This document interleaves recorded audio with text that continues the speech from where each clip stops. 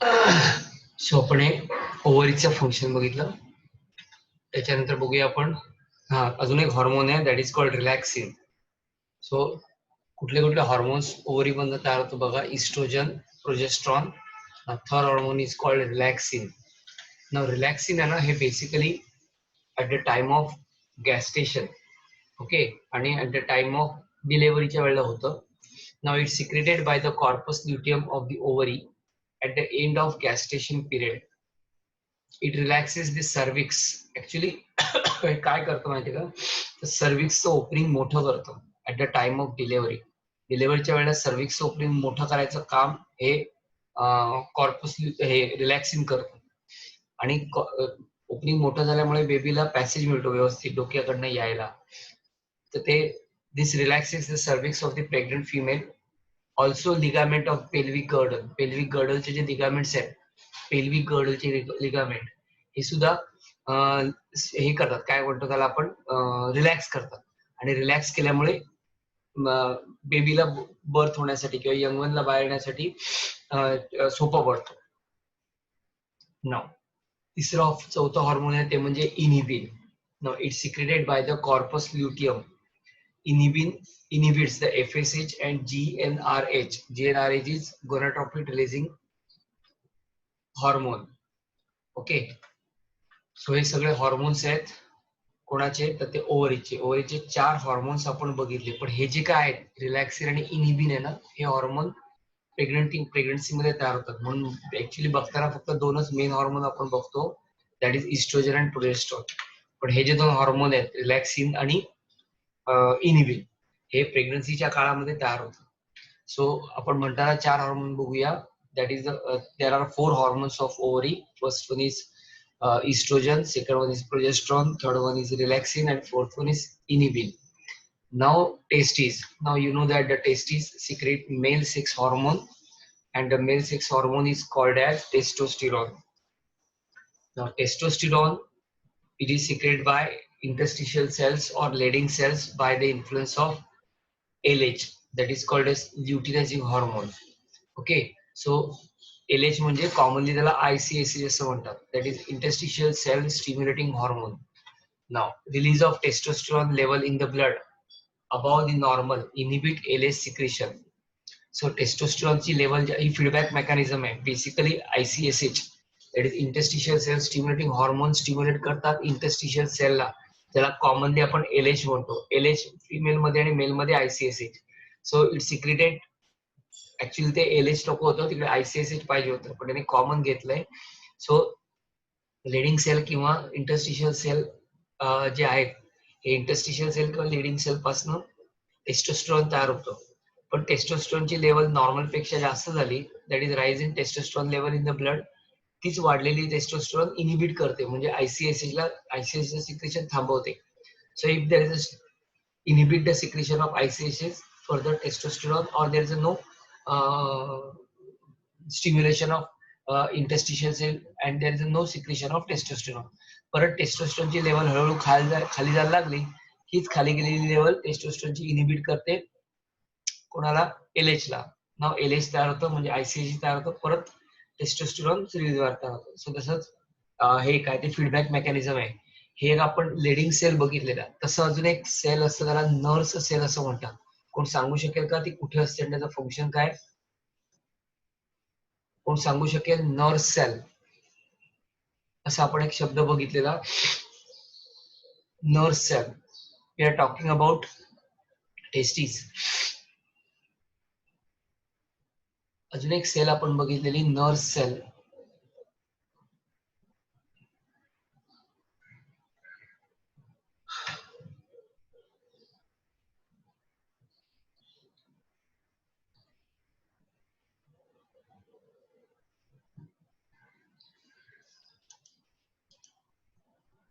Right, that is called as cells of Sertoli.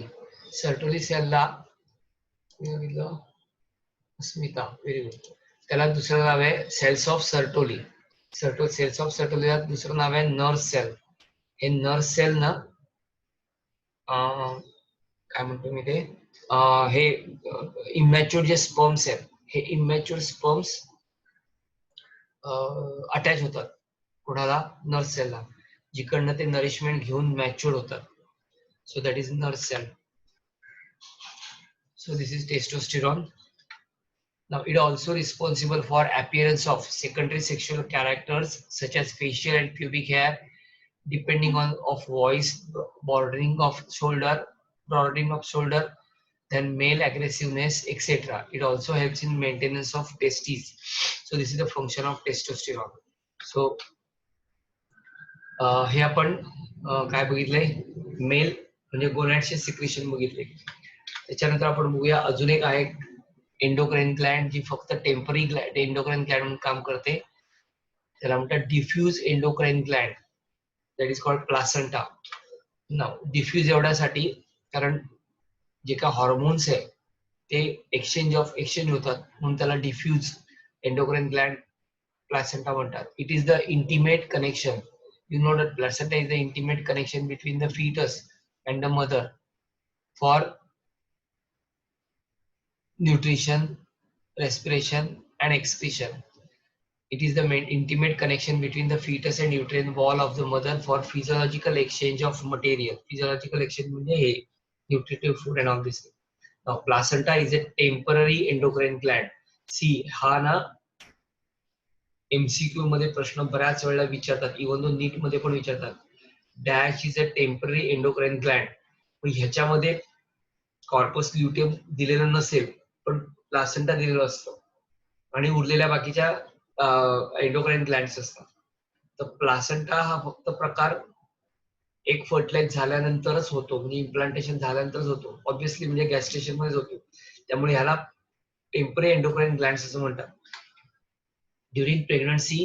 आणि हे placenta जो आहे हा प्लासेंटा मी तुम्हाला बघितले कोरियोनिक विलाय तयार होतो. कोरियोनिक विलाय आणि एंडोमेट्रियम असं ते एकत्र पार्ट आहे, त्याला आपण प्लासेंटा असं म्हणतो. म्हणजे थोडक्यात मागच्या वेळेला असं मी तुम्हाला सांगितलं प्लासेंटा म्हणजे काय, तर एक दोरी आहे, दोरीची दोन टोकं जी आहेत ती प्लासेंटा आहे आणि टोकाचा मधला जो भाग आहे ती त्याची अम्बिलिकल कॉर्ड झाली, असं लक्षात ठेवा. सो हा जो काय प्लासेंटा आहे, this placenta secrete hormone called as HCG, that is human chorionic gonadotropin. So during pregnancy, placenta secrete hormone such as estrogen, progesterone, then HCG. Okay, then कारण का इस्ट्रोजन का लक्षात घ्या, कारण फॉलिकल्स तयार होत नाहीये तिकडे आता, म्हणजे ओव्हरी मधनं फॉलिकल्स तयार होण्याची प्रोसेस थांबलेली आहे कारण प्रेग्नन्सी आली म्हणून. प्रोजेस्ट्रॉनची पण लेवल आता कमी झालेली आहे आणि त्याची लेवल आता ही प्लासेंटा घेते. त्यामुळे हा प्लासेंटा जो काय हे सगळे हॉर्मोन्स तयार करतो, that is estrogen, progesterone, HCG, that is human chorionic gonadotropin and human placental progesterone, that is HPP, that is called human placental progesterone. Hormone लक्षात घ्या, HCG is human chorionic gonadotropin आणि HPP it is called as human placental progesterone. These hormones check the concentration of uterine muscles and also maintain the thickness of the uterine endometrium. Thus, they helps to maintain pregnancy. All these are play very important role to maintain the pregnancy. कशा पद्धतीने एक तर endometrium व्यवस्थित maintain झालाय का नाही, त्याचा thickness, because thickness is very important. You know that inside the endometrium there are many endocrine glands, uterine glands. That uterine glands secrete uterine milk. त्याचा इकडे डायरेक्ट संबंध नाहीये कारण तो ब्लास्टेशनच्या प्रोसेस मध्ये होते ऑब्व्हियसली. पण हे युटेरस जो आहे म्हणजे युटरसचा जो आतला लेअर आहे दॅट इज कॉल्ड एंडोमेट्रियम, हा ठीक असणं आवश्यक आहे because it gives comfortable cushion to the landing embryo.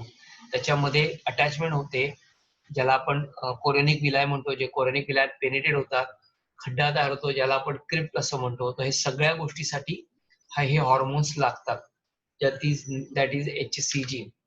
नाव हे झाले एंडोक्राइन ग्लँड प्लासेंटाचा, which is a temporary endocrine gland. Next gland is called gastrointestinal tract. बघा आता हे सगळ्या छोट्या छोट्या ग्लँड्स आहेत, आपण आता पण बघितल्या, सगळ्या मेजर ग्लँड्स बघितल्या. आता आपण छोट्या ग्लँड्स बघणार आहोत, बट त्या एंडोक्राइन ग्लँड्स आहेत. तर पूर्ण गॅस्ट्रोइंटेस्टिनल ट्रॅक्ट मध्ये, बरोबर ना, दॅट इज GI ट्रॅक्ट म्हणजे थोडक्यात एलिमेंटरी कॅनल. एलिमेंटरी कॅनल मध्ये या छोट्या छोट्या ग्लँड्स असतात. कुठे असतात तर actually you know that the internal layer of elementary canal किंवा गॅस्ट्रो इंटेस्टिनल ट्रॅक आहे. त्याचे तुम्ही जर सेक्शन बघितला तर तो किंवा जर तुम्ही वॉल बघितला, wall of gastro intestinal track made up of 4 layer, serosa, muscularis, sub mucosa and mucosa. So innermost जो लेअर आहे एकदम इनरमोस्ट, ज्यातनं फूड जातं, ज्यातनं फूड पास होतं, लुमेन मधनं फूड पास होताना ज्याच्या कॉन्टॅक्ट मध्ये येतं लेअर तो म्हणजे म्युकोसा. सो हा जो काही म्युकोसा लेअर आहे, या म्युकोसा लेअर मध्ये हे सगळे एंडोक्राईन ग्लँड्स असतात. काही ठराविक सर्टन एंडोक्राईन ग्लँड्स असतात जे एंडोक्राईन फंक्शन काम करतात. ते काय काय हॉर्मोन तयार करतात बघा. एक लक्षात ठेवा, गॅस्ट्रिक ग्लँड गॅस्ट्रिक ज्यूस तयार करणार, पॅन्क्रियाटिक ग्लँड पॅन्क्रियाटिक ज्यूस तयार करणार, बाईल मध्ये गॉल ब्लॅडर मध्ये साठवलेलं बाईल बाहेर आणायचं काम. त्याच्यानंतर म्हणजे थोडं इंटेस्टिनल ज्यूस तयार करायचं. हे सगळं तयार करण्यासाठी काहीतरी स्टिम्युलेशन पाहिजे.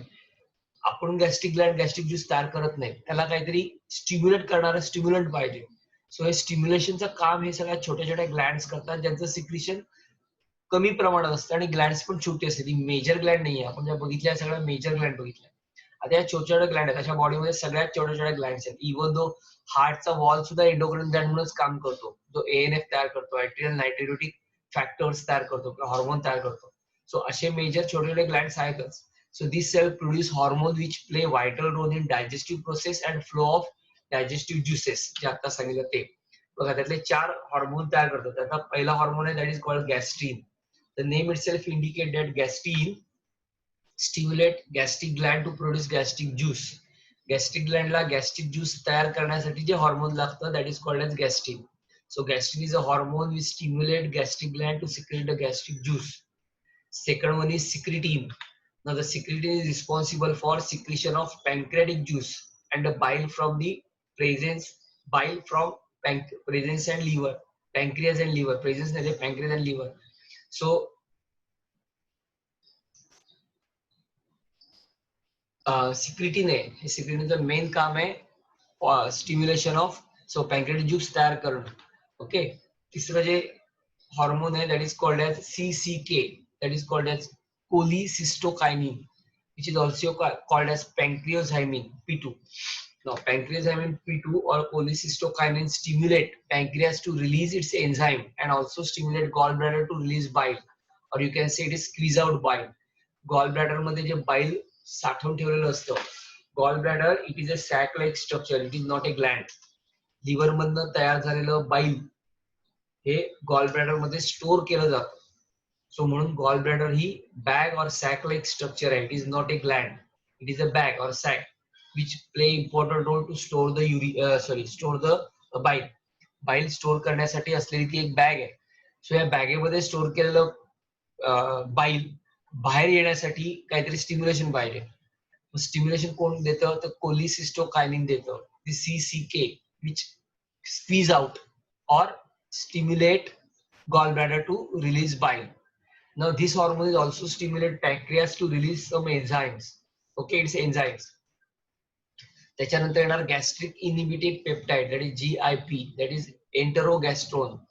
हे ना गॅस्ट्रिनला इनिबिट करायचं काम करतं. It slow gastric concentration and inhibit the secretion of gastric juice. म्हणजे गॅस्ट्रिक ज्यूसचं सिक्रिशन कमी करायचं काम करतं. ऑब्विसली गॅस्ट्रिक ज्यूस तयार कोण करतं, गॅस्ट्रिक ग्लँड. गॅस्ट्रिक ग्लँडला स्टिम्युलेट कोण देतं, गॅस्ट्रिन करतं. म्हणजे गॅस्ट्रिनला इनिबिट करायचं काम करतं, म्हणून त्याला गॅस्ट्रिक इनिबिटरी पेप्टाइड असं म्हणतात, GIP. त्याच्यानंतर येतं kidney. Okay, next part is kidney. एक मिनिट.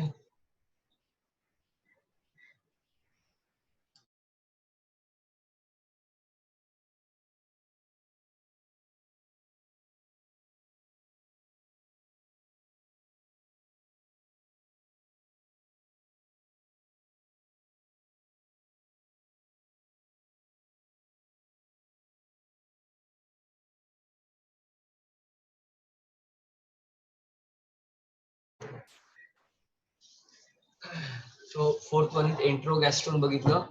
नेक्स्ट हॉर्मोन जे आपण डिस्कस करणार आहोत, that is kidney. Now you know that आपण 11th मध्ये किडनी बद्दल बराचसा पार्ट बघितलेला. सी, किडनी मध्ये किडनी हॉर्मोन तयार करतं. किडनीचं हॉर्मोन किडनी मध्ये जे काय हॉर्मोन तयार होतं that is called as erythropoietin आणि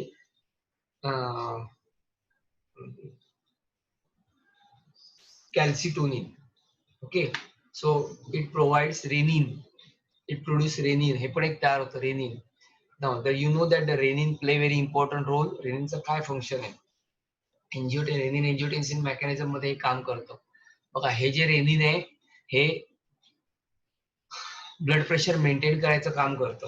ओके, आणि दुसरं जे डायजेस्टिव्ह ट्रॅक मधलं जे रेनिन आहे ते कॅसिन टू पॅराकॅसिन मध्ये कन्वर्ट करतो. म्हणजे casein is a part of type of food, sorry it's a part of protein जे मिल्क मध्ये असतं. मिल्क मध्ये जे कॅसिन असतं त्या कॅसिनचं कन्वर्जन पॅराकॅसिन मध्ये करण्याचं काम रेनिन करतं. पण तिकडे आहे ना ते एन्झाईम आहे जे गॅस्ट्रिक ज्यूस मध्ये असतं. हे जे आहे ना रेनिन हे हॉर्मोन्स आहे आणि हे हॉर्मोन रेनिनचं काय करतं तर आपण बघितलं रेनिन एंजियोटेन्सिन मेकॅनिझम मध्ये काम करतं. म्हणजे ज्या वेळेला ब्लडचा व्हॉल्यूम कमी होतो बरोबर ना, तेव्हा रेनिन तयार करणारे सेल्स आहेत. You know what is name of the cells?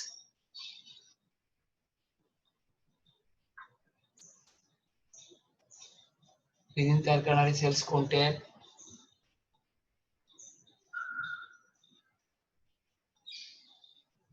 Rennin किडनीमध्ये rennin तयार करणारे सेल्स कोणते आहेत? बघा जरा आठवून, कोण रेनिन तयार करतं? आपण रेनिन एंजियोटेन्सिन मेकॅनिझम बघितलेली, त्याच्या अगोदर रेनिन तयार करणाऱ्या सेल्स पण बघितलेल्या.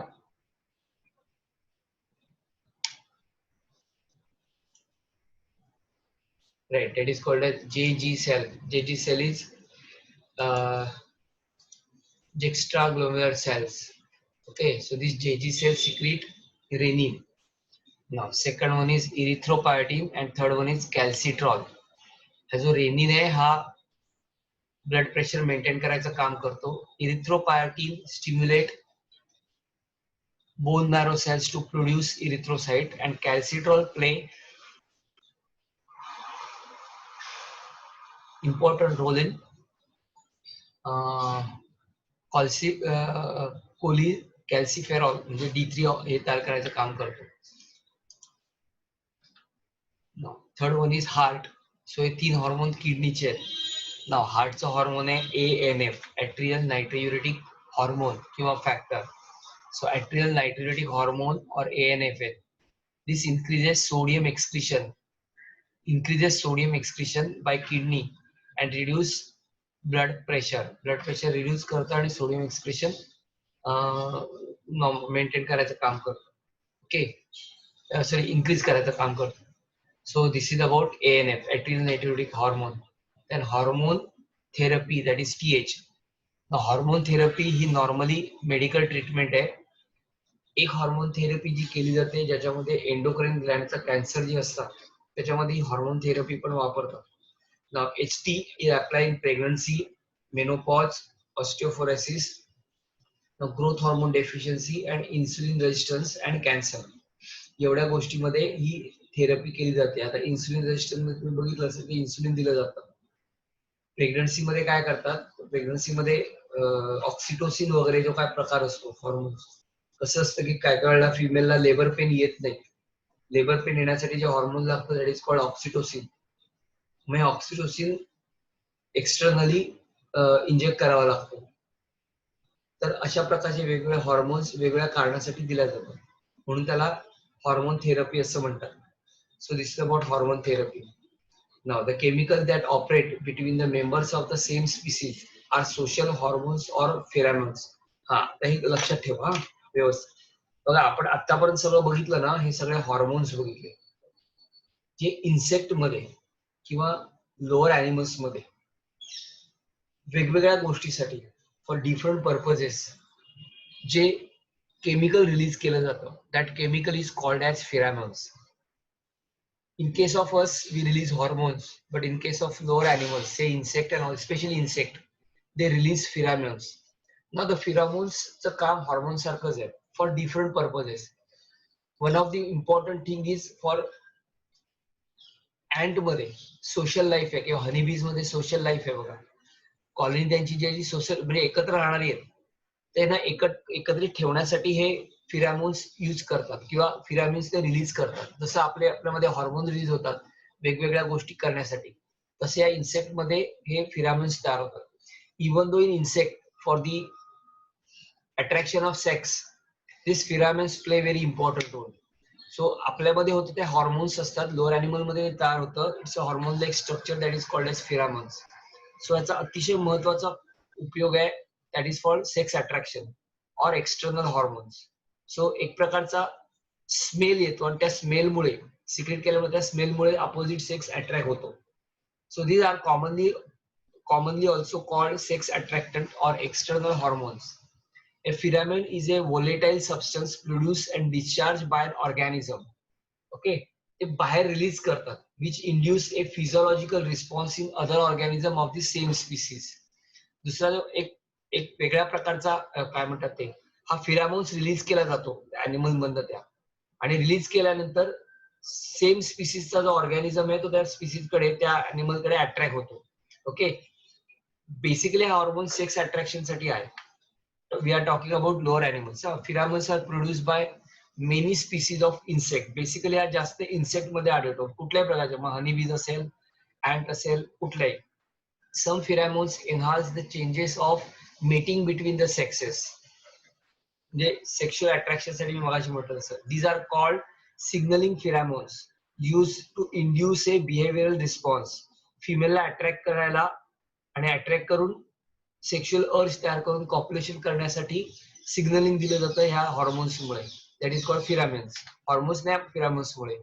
Even though in social insect such as ants make use for signalling pheromones to locate food source and warn off danger. In case of insect मध्ये, इन्सेक्ट जे आहेत त्याच्यामध्ये हा हॉर्मोन म्हणजे स्पेशली ऍन्ट्स मध्ये त्यांचं लाईफ आहे ते सोशल लाईफ आहे. मुंग्या आहेत ना, मुंग्या म्हणा किंवा हनीबीज म्हणा, हे सगळे जे आहेत ना ह्यांचे सोशल इन्सेक्ट आहे. ते सोशल इन्सेक्ट म्हणजे कॉलनीने राहतात, एकत्र राहतात ते.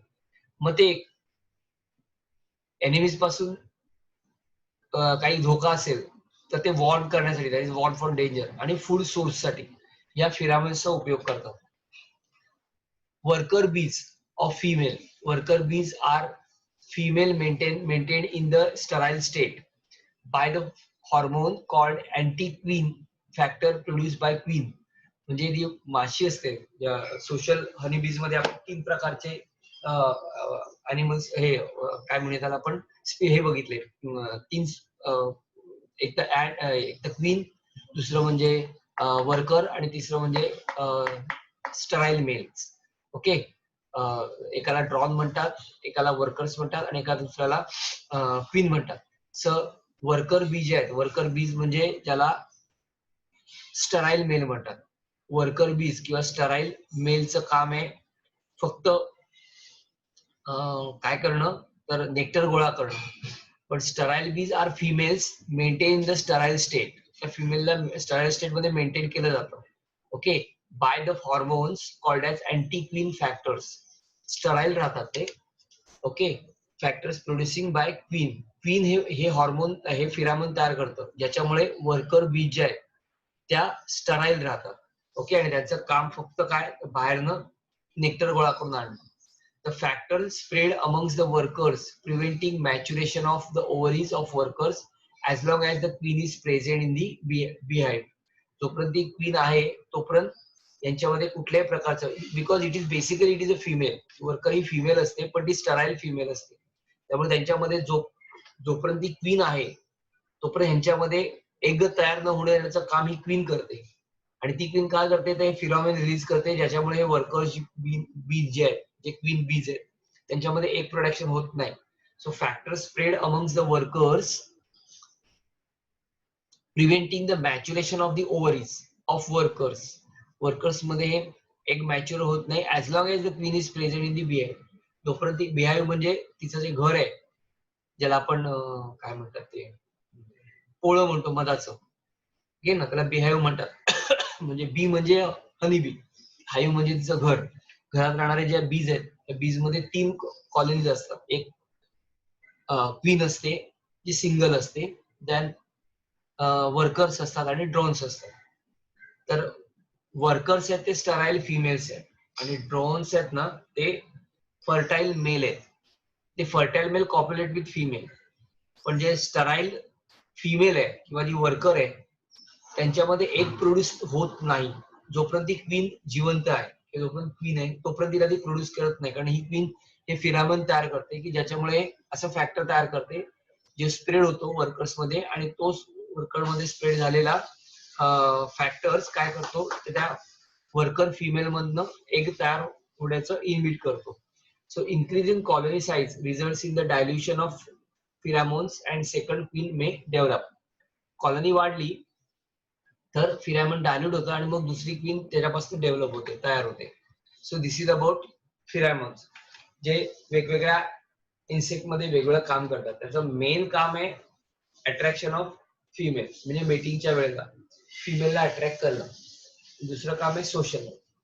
आता यातला एक छोटासा टॉपिक एकदम सुरुवातीला होता, सुरुवातीला म्हणजे हॉर्मोनल कंट्रोल अँड कोऑर्डिनेशन मध्ये, तर तो आपण शेवटी घेतो असं मी सांगितलेलं. असं हे सगळे हॉर्मोन्स आहेत ना, फॉरगेट इट फिरामोन्स. फिरामोन्सचा छोटा टॉपिक होता, आपण पण हॉर्मोनकडे आलो. आता जे हॉर्मोन्स येतात ना हे ऍक्च्युली हॉर्मोन्स आत जातात कसे, म्हणजे जी ऍक्शन काय. काही हॉर्मोन्स आहेत असं आपण बघितलं, काही हॉर्मोन्स आहेत ना हे मेम्ब्रेन वरती ऍक्ट होतात. म्हणजे मेम्ब्रेन वरती बघा ही सगळी आफ्टर वॉट ह्यांना या सगळ्यांना पकडण्यासाठी ना रिसेप्टर साइड आणि एक्सेप्टर साइड असते. म्हणजे सेम लॉक अँड की मेकॅनिझम मध्येच काम करतात. कुठल्या प्रकारचा कुठल्या आकाराचा रिसेप्टर आहे, सॉरी कुठल्या प्रकारचा तो हॉर्मोन आहे बरोबर ना, त्याप्रमाणे रिसेप्टर आपली साईज चेंज करतो आणि त्याला पकडतो. बरोबर, निळ्या रंगाचा एक पार्ट दाखवला आणि एक मी रिसेप्टर लेबल केलंय. कशा आकाराचा तो हॉर्मोन आहे त्याप्रमाणे रिसेप्टर तो आपली साईज बदलतो, म्हणजे आपली साईज बनवतो आणि त्याला आत घेऊन पकडतो. कळते. काही हॉर्मोन्स आहेत हे सेलच्या मेम्ब्रेन वरती म्हणजे प्लास्मा मेम्ब्रेन वरती ऍक्ट होतात. तर काही हॉर्मोन आहेत ना हे डायरेक्टली आत जातात आणि न्यूक्लियस मेम्ब्रेन वरती ऍक्ट होतात. बघा परत सांगतो, काही हॉर्मोन्स आहेत काही हॉर्मोन्स आहेत हे डायरेक्ट आत जातात आणि आत कुठे सायटोप्लाझम, इथं काही संबंध नाही त्याचा. रिसेप्टर साईट त्याची कोणती असते तर न्यूक्लियस असते, न्यूक्लियर मेम्ब्रेन असते किंवा हा पार्ट असतो आणि रिसेप्टर हॉर्मोन्स हा असतो आत गेल्यानंतर. तर काही जे न्यूक्लियस मेम्ब्रेन म्हणजे न्यूक्लियस मधून आत गेल्यानंतर आणि काही जे आहेत हॉर्मोन्स, हे हॉर्मोन्स काय करतात तर हे हॉर्मोन्स ओव्हेरियन मेम्ब्रेन म्हणजे ऑब्व्हियसली प्लास्मा मेम्ब्रेन इकडे काम करतात. मग म्हणून त्याला म्हणतात mechanism of hormone action through membrane receptors. Through membrane receptor म्हणजे मेम्ब्रेन कडनं रिसीव्ह करणारे. आता इथे बघा एक हॉर्मोन आहे FSH. आपण पहिले बघूया एक्सप्लेनेशन, मग तुमच्या लक्षात येईल. बघा, mode of hormone action through membrane receptors. The hormone like catecholamines, okay, catecholamines, peptide and polypeptide hormones are not lipid soluble. हे सगळे लिपिड सोल्युबल नाही आहेत. ओके, मग देअरफोर दे कॅनॉट, म्हणजे FSH वगैरे जे हॉर्मोन्स आहेत हे सगळे या कॅटेगरीमध्ये येतात. आपण टाइप ऑफ हॉर्मोन्स बघितलेले, नेचर, पेप्टाइड, पॉलीपेप्टाइड म्हणजे प्रोटीन असलेले. So therefore they cannot enter their target cell through plasma membrane. Plasma membrane मधून ते एंटर होऊ शकत नाही टार्गेट सेल पर्यंत. मग काय करतात these non steroid water soluble hormone, हे सगळे non steroid water soluble hormones आहेत. Okay, interact with surface receptors. Surface म्हणजे त्या सेलचा सरफेस, बरोबर, विच इनिशिएट मेटाबॉलिक ऍक्टिव्हिटी, त्याच्यामुळे मेटाबॉलिक ऍक्टिव्हिटी केली जाते. So molecules of amino acid derivative peptide hormones bind to specific receptor molecules located on the plasma membrane. आता हे कुठले जरी तुम्ही सेल घेतले तर ते बाहेरचा लेअर प्लास्मा मेम्ब्रेन वरती असतात ना. म्हणजे रिसेप्टर्स दोन प्रकारचे आहेत, दोन प्रकारच्या हॉर्मोनला रिसीव्ह करणाऱ्या साईट आहेत. एक साईट आहे ती रिसेप्टर साईट आहे ती प्लास्मा मेम्ब्रेनची आहे, कारण काही हॉर्मोन्स डायरेक्ट आत जाऊ शकत नाहीत. मग ते काय करतात, प्लास्मा मेम्ब्रेन जो आहे तो प्लास्मा मेम्ब्रेनला हे रिसेप्टर साईट असतात, या रिसेप्टर साईट रिसीव्ह करतात हॉर्मोनला. कुठले हॉर्मोन्स, जे हॉर्मोन कॅटेचोकोलामाइन्स आहेत, पेप्टाइड आहेत, पॉलीपेप्टाइड्स आहेत, हे सगळे हॉर्मोन्स अशा प्रकारे ऍक्ट होतात. ते आत डायरेक्ट जात नाही, तर ते प्लाझ्मा मेम्ब्रेन त्याला रिसीव्ह करतं. So molecules of amino acid derivative peptide hormones binds specific receptor molecules located on the plasma membrane. एक स्पेसिफिक रिसेप्टर्स मॉलिक्युल्स असतात प्लाझ्मा मेम्ब्रेन वरती, बरोबर. This hormone accept complex causes the release of an enzyme adenate catalysis for the receptor sites. Okay, these enzymes form cyclic AMP or ATP of the cell. The CAMP, cyclic AMP, activates enzyme action. The hormone acts as the first messenger, and CAP म्हणजे is the second messenger. दोन messenger असतात. Now other kind of second messengers are calcium, CGMP, and IP, that is inositol triphosphate. बघा आपण आता जी reaction बघूया कशी होते ती. हा बघा, हे हॉर्मोन कोणते कोणते माहिती का? कॅटाचोकोलामाइन वगैरे सांगितलेला, हा इथला एफएसएच आहे. हा सगळा प्लाझ्मा मेम्ब्रेन आहे ओव्हरीचा, that is ovarian membrane. Ovarian membrane म्हणजे ओव्हरीचा सर्वात सर्वात पहिला मेम्ब्रेन, ओव्हरीचा. ओके, या ओव्हरीच्या मेम्ब्रेन वरती ऑब्विसली हे सगळे प्लांट्स अॅनिमल सेल्स आहेत, म्हणजे प्लाझ्मा मेम्ब्रेन असतात. हा पहिला रिसेप्टर साइड आहे, जो ओव्हरीच्या मेम्ब्रेनने याला रिसीव्ह केला, एफएसएच रिसीव्ह केल्यानंतर पहिला रिस्पॉन्स दिला. त्याच्यानंतर हे रिस्पॉन्स दिल्यानंतर जनरेट होतं, generation of secondary messenger generate होतो. कसा येतो? आत आल्यानंतर सायक्लिक एएमपी पाथवे, जो तुम्ही तिकडे शिकला एएमपी पाथवे. ओके, त्याच्यानंतर or calcium ion, that is CA++. याच्या सगळ्यामध्ये बायोकेमिकल रिस्पॉन्स होतो, म्हणजे याला पकडल्यानंतर हा झाला रिस्पॉन्स 1. नंतर फिजिओलॉजिकल रिस्पॉन्स होऊन ओव्हेरियन ग्रोथ, म्हणजे ओव्हेरीची ग्रोथ, थोडक्यात एनलार्जमेंट ऑफ काय म्हणते त्याला, ओव्हेरियन फॉलिकल्स, हे सगळं केलं जातं. आपण असं बघितलं ना, FSH acts on germinal epithelial cells and germinal epithelial cell undergoes proliferation वगैरे. पण ते मुळात एफएसएच आत यायला पाहिजे ना, तर तो जर्माइनल एपिथेलियलला स्टिम्युलेट करणार. तो आत येण्यासाठी ही प्रोसिजर आहे, किंवा असं केलं जातं. एफएसएच ला आत येण्यासाठी पहिलं ओव्हेरियन मेम्ब्रेन आहे, तो रिसेप्टर साईट तयार करतो, म्हणजे खड्डा तयार करतो त्याला घेण्यासाठी, साईट तयार करतो. त्या साईट मध्ये हा आत येतो. आत आला की तो सायटोप्लाझम मध्ये जातो, म्हणजे आत गेला की तिकडे सायक्लिक एएमपी पाथवीने किंवा कॅल्शियम जे असतं त्याच्याने बायोकेमिकल चेंजेस होऊन, बायोकेमिकल रिस्पॉन्स होऊन, मग त्याच्यानंतर मग फिजिओलॉजिकल रिस्पॉन्स होतो, म्हणजे ओव्हेरियन ग्रोथ तयार होते, म्हणजे फॉलिकल्स तयार होतात. सो हे हॉर्मोन आहे जे मेनली ना कशावरती ऍक्ट होतं, तर मेम्ब्रेन वरती ऍक्ट होतं. दुसरा जो प्रकार मी सांगितला तो mechanism of hormone action through intracellular space. म्हणजे आता इकडे बाहेरच्या मेम्ब्रेनशी काय घेणं देणं नाहीये, हे डायरेक्ट आत जातात. बघा, मगाशी एफएसएच होता, हा इस्ट्रोजन आहे, वेगवेगळे हॉर्मोन्स आहेत. हा सुद्धा हॉर्मोन, ही पण हे आहे काय, युट्राइन सेल आहे, युट्राइन सेल मेम्ब्रेन आहे. युट्राइन सेल मेम्ब्रेन आत गेले, युट्राइन वॉल आहे म्हणजे, इकडनं आत गेल्यानंतर हा जातो कुठे माहितीये का, डायरेक्ट न्यूक्लियस मधून आत जातो, बरोबर. आणि रिसेप्टर हॉर्मोन्स कॉम्प्लेक्स तयार करतो इकडे आत, म्हणजे जे बाहेर रिसीव्ह केलं जातं त्याला आत रिसीव्ह होतं न्यूक्लियसच्या आत. आणि मग इकडनं हे physiological response, tissue growth and differentiation तयार होतं. आपण बघूया कसं होतं ते. Mode of action through intracellular receptors. बघा, the steroids and thyroid hormone, त्याच्यामध्ये स्टिरॉइड येतात. बघा, मगाशी बघितलं त्याच्यामध्ये कॅटेचोकोलामाइन आणि पॉलिपेप्टाइड आणि पेप्टाइड होते. इथे स्टिरॉइड्स आहेत, म्हणजे estrogen and all this thing. And thyroid hormones are lipid soluble, ते मगाशी लिपिड इनसोल्युबल होते. And essentially pass through plasma membrane, easily pass to plasma membrane. ते लोक तिकडे का पकडतात, तर प्लाझ्मा मेम्ब्रेन पास होऊ शकत नाही, मग त्यांना आणण्यासाठी रिसेप्टर साईट तयार केली जाते. इथं मात्र तसं नाहीये, हे लिपिड सोल्युबल असल्यामुळे ते इझिली आत जातात, प्लाझ्मा मेम्ब्रेन मध्ये इझिली आत जातात. Okay, and they cell into cytoplasm. Once they enter into cytoplasm, the cytoplasm, they bind the specific intracellular receptors protein, forming a hormone receptor complex. या हॉर्मोनचं receptor side आणि हॉर्मोनचं complex तयार होतं, that enters the nucleus.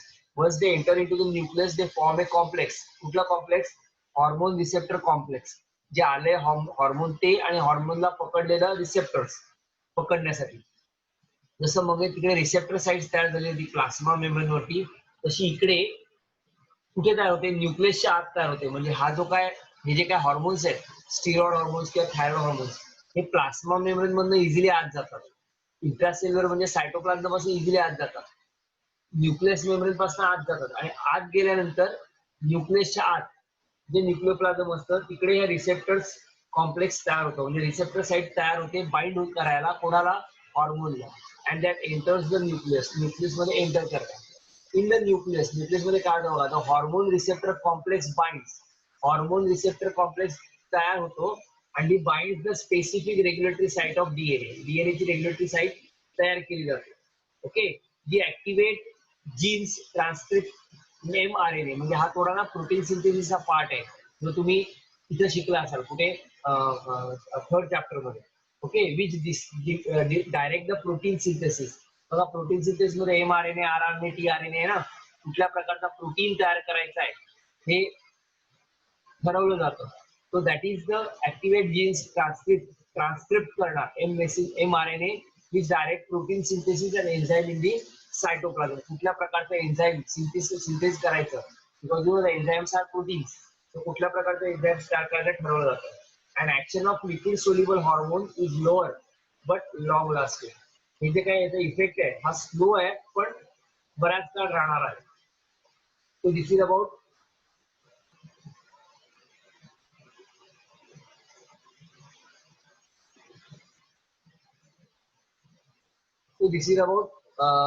Action of hormones आपण बघितले. बघा इकडे ना तुमचा हा पूर्ण चॅप्टर संपलाय. ओके, एंटायर चॅप्टर कम्प्लीट झाला under the heading control and coordination.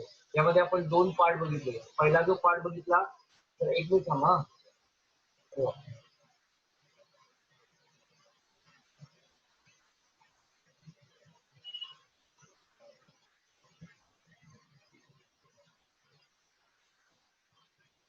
पहिला जो पार्ट, एक मिनिट जरा मी